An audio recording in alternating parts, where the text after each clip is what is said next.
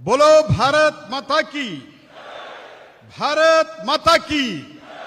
सन्मान्य नरेंद्र मोदी ಅವರಿಗೆ, सन्मान्य नितिन गडकरी ಅವರಿಗೆ, सन्मान्य ಯಡಿಯೂರಪ್ಪನವರಿಗೆ ಭಾರತ್ ಮಾತಾ ಕಿ। ಇವತ್ತಿನ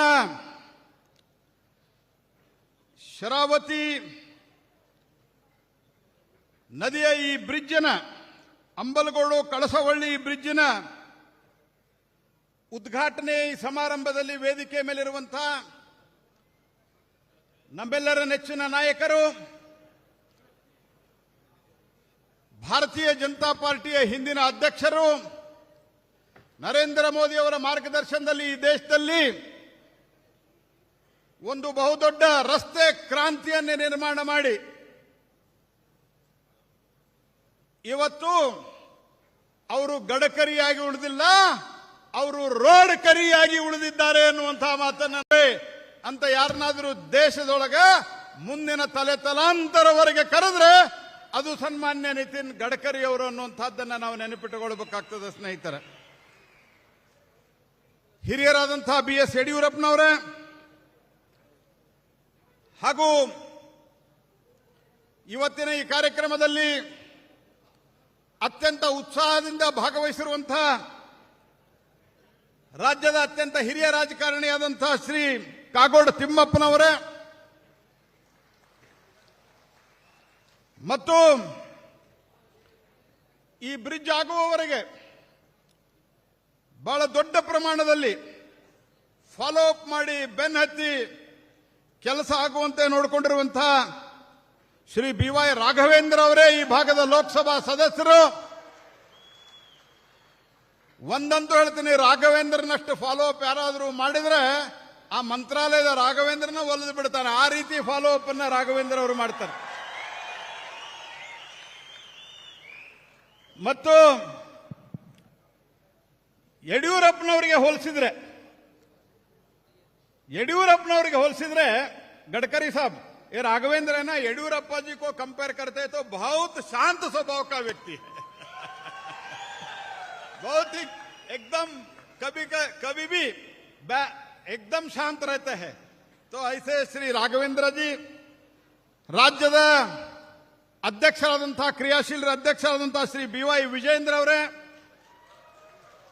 ಹಿರಿಯ ಶಾಸಕರಾದಂತಹ ಅರಗದ ಜ್ಞಾನೇಂದ್ರ ಅವರೇ, ಚನ್ನಬಸಪ್ಪನವರೇ, ಗುರುರಾಜ್ ಗಂಟಿಹೊಳಿ ಅವರೇ, ಸಿಮೆಂಟ್ ಮಂಜು ಅವರೇ, ವಿಧಾನ ಪರಿಷತ್ತಿನ ಶಾಸಕರಾದಂತಹ ಧನಂಜಯ ಸರ್ಜಿ ಅವರೇ, DS ಅರುಣ್ ಅವರೇ, ಭಾರತಿ ಶೆಟ್ಟಿ ಅವರೇ, ಎಲ್ಲ ಮಾಜಿ ಲೋಕಸಭಾ ವಿಧಾನಸಭೆ, ವಿಧಾನ ಪರಿಷತ್ತು ಮತ್ತು ಲೋಕಸಭೆ ಸದಸ್ಯರೇ ಹಾಗೂ ಈಗ ಆಗಮಿಸಿರುವಂತಹ ಬ್ರಿಜೇಶ್ ಚೌಟಾ ಅವರೇ, ಮಂಗಳೂರಿನ MP, ಹಾಗೂ ಎಲ್ಲ ಆಗಮಿಸಿರುವಂತಹ ಇಷ್ಟೊಂದು ದೊಡ್ಡ ಸಂಖ್ಯೆಯಲ್ಲಿ ಮಳೆ ಬರ್ತಾ ಇತ್ತು. ನಾವು ಬರೋ ಹೊತ್ತಿಗೆ ಗಡ್ಕರಿ ಅವರು ನನಗೆ ಕೇಳ್ತಾ ಇದ್ರು, ಜನ ಸೇರ್ತಾರೇನಪ್ಪ ಅಂತ ಕೇಳ್ತಾ ಇದ್ರು. ನಾನು ಹೇಳಿದೆ, ನೀವು ಮಾಡಿದಂತಹ ಕಾರ್ಯ ಇಂಥ ಒಂದು ಅದ್ಭುತವಾದಂತಹ ಕಾರ್ಯ ಅದ. ತಾಯಿಯ ಆಶೀರ್ವಾದದ ಜೊತೆಗೆ ಈ ಜನರ ಆಶೀರ್ವಾದವು ನಿಮಗೆ ಸದಾಕಾಲ ಲಭ್ಯವಾಗಲಿದೆ ಅನ್ನುವಂತಹ ಮಾತನ್ನ ನಾನು ಹೇಳಿದೆ.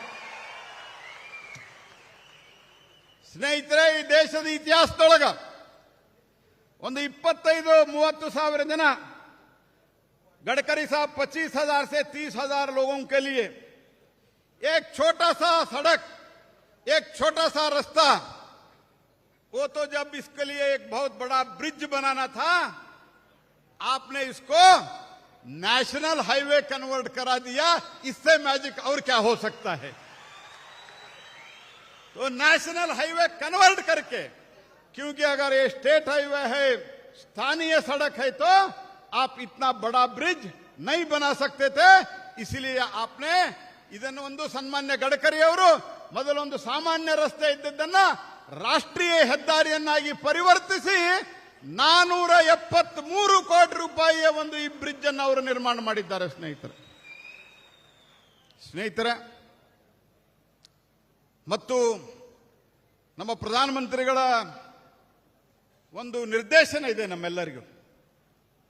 ಆ ನಿರ್ದೇಶನ ಏನು ಅಂತಂದ್ರೆ, ನೀವು ಏನು ಶಂಕುಸ್ಥಾಪನೆಯನ್ನು ಮಾಡ್ತೀರಿ ನೀವೇ ಉದ್ಘಾಟನೆ ಮಾಡಬೇಕಂತ ಹೇಳಿ ಅದನ್ನ ಸನ್ಮಾನ್ಯ ಗಡ್ಕರಿ ಅವರು 100% ಅವರು ಮೊದಲಿನಿಂದನೇ ಪಾಲನೆ ಮಾಡ್ತಾ ಬಂದಿದ್ದಾರೆ. ಯಾವ ರಸ್ತೆ, ಯಾವ ಬ್ರಿಡ್ಜು, ಯಾವ ಹೈವೇ ಅವರು ಶಂಕುಸ್ಥಾಪನೆ ಮಾಡ್ತಾರೆ ಅದನ್ನ ಅವರೇ ಉದ್ಘಾಟನೆ ಮಾಡ್ತಾರೆ ಅನ್ಲಿಕ್ಕೆ ಇವತ್ತು ಈ ಸಿಗಂದೂರು ಬ್ರಿಡ್ಜ್ ಒಂದು ಉದಾಹರಣೆ ಅಂತ ನಾನು ಭಾವಿಸ್ತೇನೆ ಸ್ನೇಹಿತರೆ.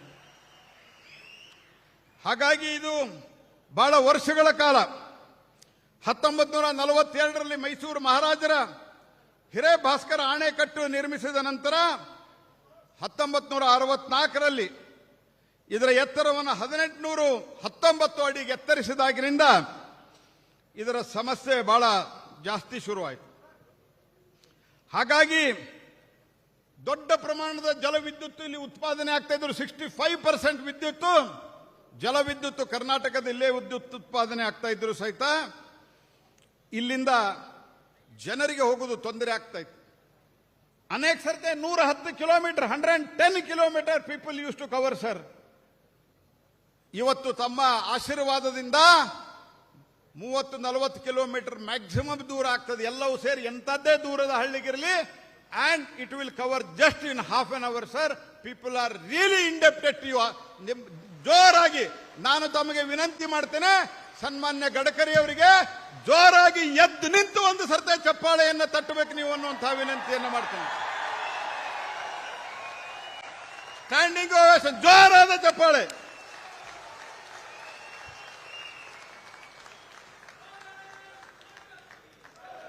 ಅಂಬಾರಗಡ್ಲು ಕಳಸವಳ್ಳಿ ಸೇತುವೆ ಇದಕ್ಕೊಂದು ಬಹಳ ದೊಡ್ಡ ಹೋರಾಟದ ಒಂದು ಬಹುದೊಡ್ಡ ಇತಿಹಾಸ ಇದೆ.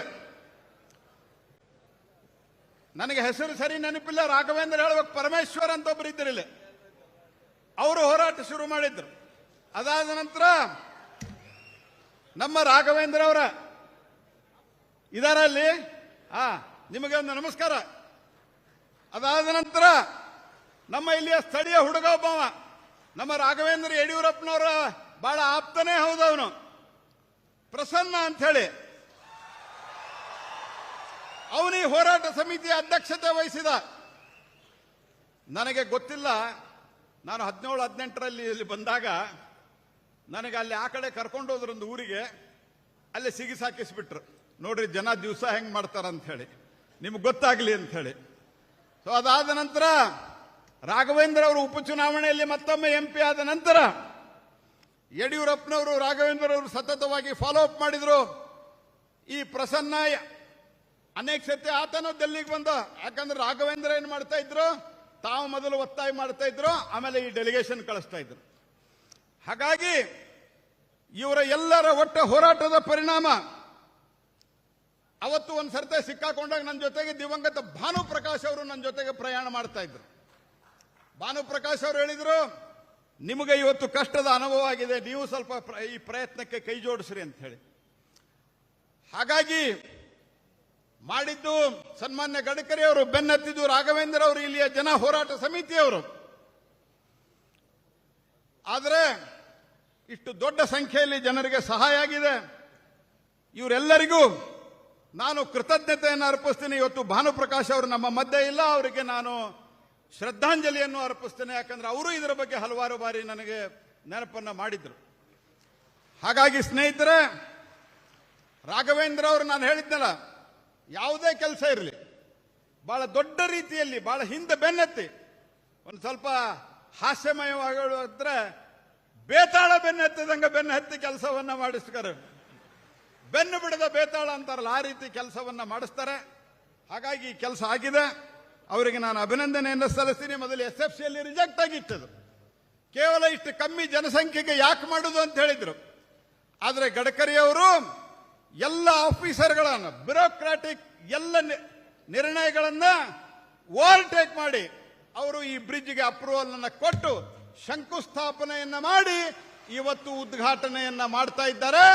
ಇದಕ್ಕೆ ಕಾರಣ ಇವತ್ತು ದೇಶದಲ್ಲಿರುವಂತಹ ನರೇಂದ್ರ ಮೋದಿ ನೇತೃತ್ವದಲ್ಲಿ ಇವತ್ತೇನಿದೆ, ಮೋದಿ ಹೈತೋ ಮುಮ್ಕಿನ್ ಹೈ ಅನ್ನುವಂತಹ ಮಾತೇನಿದಿಲ್ಲ, ಅದನ್ನ ಗಡ್ಕರಿ ಅವರು ಕೂಡ ಸಾಧ್ಯ ಮಾಡಿ ತೋರಿಸಿದ್ದಾರೆ ಅನ್ನುವಂತಹ ಮಾತನ್ನು ಹೇಳ್ತೇನೆ. ಹಾಗಾಗಿ ಹಲವಾರು ಇವತ್ತು ದೇಶದಲ್ಲಿ ಏನಿವತ್ತು ಪ್ರಧಾನಮಂತ್ರಿ ಗ್ರಾಮ್ ಸಡಕ್ ಯೋಜನೆ ಅಟಲ್ ಬಿಹಾರಿ ವಾಜಪೇಯಿ ಶುರು ಮಾಡಿದ್ರು.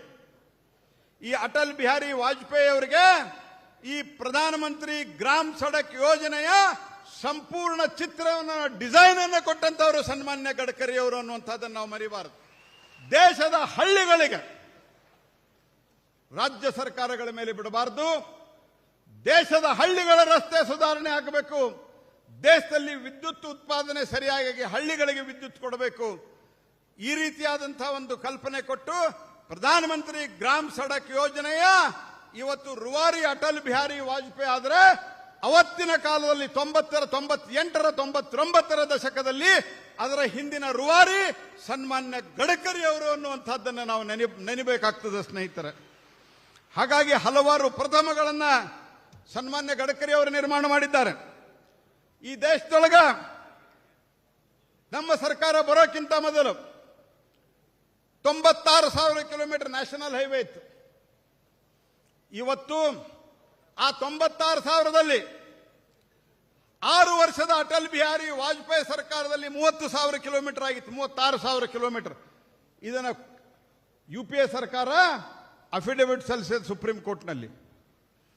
ಇದರ ಅಂದ್ರೆ ಇಡೀ ಕಾಂಗ್ರೆಸ್ ಸರ್ಕಾರದ ಕಾಲದಲ್ಲಿ 60,000 ಕಿಲೋಮೀಟರ್ ರಸ್ತೆ ಆದರೆ ಈ 10 ವರ್ಷದಲ್ಲಿ ಮೋದಿ ಅವರ ಮಾರ್ಗದರ್ಶನದಲ್ಲಿ ಗಡ್ಕರಿ ಅವರ ಒಂದು ಸಾರಥ್ಯದಲ್ಲಿ 50,000 ಕಿಲೋಮೀಟರ್ ನ್ಯಾಷನಲ್ ಹೈವೇಯನ್ನು ನಾವು ಮಾಡಿದ್ದೇವೆ ಸ್ನೇಹಿತರೆ.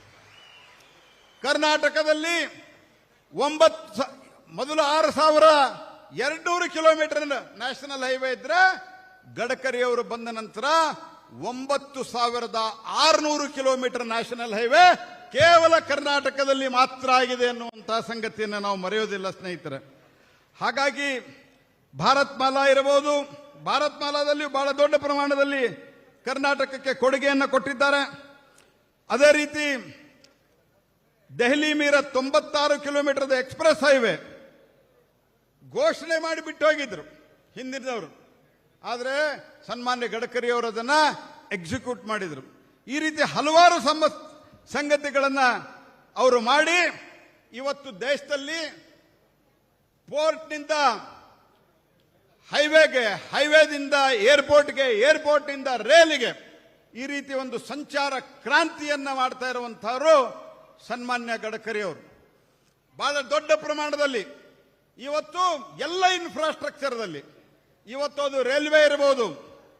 ಮೊದಲು ರೈಲ್ವೆ ಒಂದು ದಿವಸಕ್ಕೆ 2 ಕಿಲೋಮೀಟರ್ ಆಗ್ತಾ ಇತ್ತು, ಇವತ್ತು 12 ಕಿಲೋಮೀಟರ್ ಆಗ್ತಾ ಇದೆ.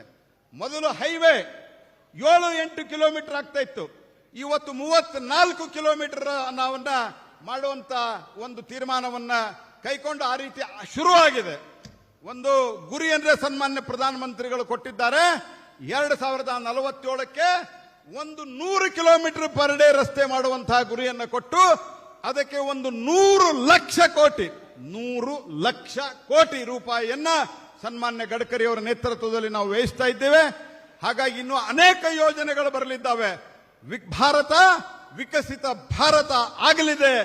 ಭಾರತ 3ನೇ ಅತಿ ದೊಡ್ಡ ಅರ್ಥವ್ಯವಸ್ಥೆ ಆಗಲಿದೆ ಮೋದಿ ಅವರ ನೇತೃತ್ವದಲ್ಲಿ ಅನ್ನುವಂತಹ ಮಾತನ್ನು ಹೇಳ್ತಾ ತಮ್ಮೆಲ್ಲರಿಗೂ ಈ ಚೌಡೇಶ್ವರಿ, ಮಾತಾ ಚೌಡೇಶ್ವರಿ ತಮಗೆ, ನಮಗೆ ಮತ್ತು ಸನ್ಮಾನ್ಯ ಗಡ್ಕರಿ ಅವರಿಗೆ ಆಶೀರ್ವಾದ ಮಾಡಲಿ ಅಂತ ಕೇಳಿಕೊಂಡು, गडकरी साहब मैं आपसे निवेदन करता हूं,